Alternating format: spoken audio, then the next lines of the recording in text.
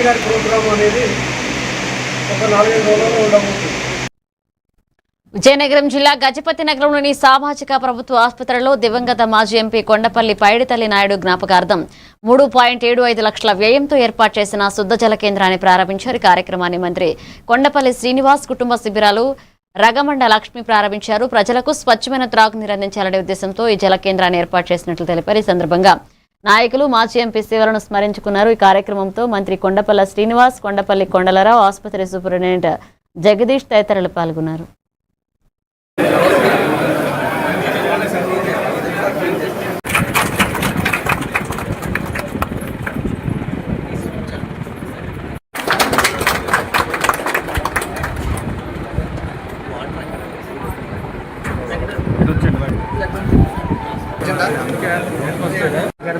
Okay sir, okay sir, వెనక్కి బాబా.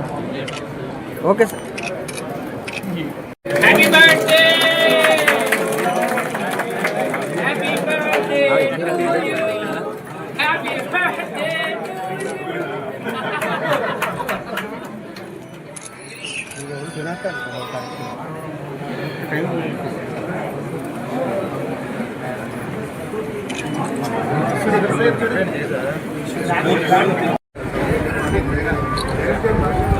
Okay sir.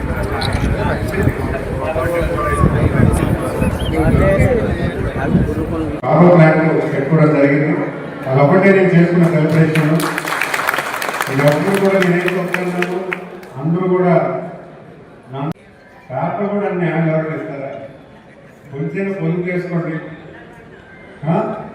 పేపర్లు కూడా ఎక్కడ తగ్గలేదు. ఊరంతా పసుపు చేస్తారు. ఎందుకంటే మీ అందరూ ఆర్థికంగా బలపడాలని నా ఆకాంక్ష. నేనైతే ఎక్స్పెక్ట్ చేయలేదు.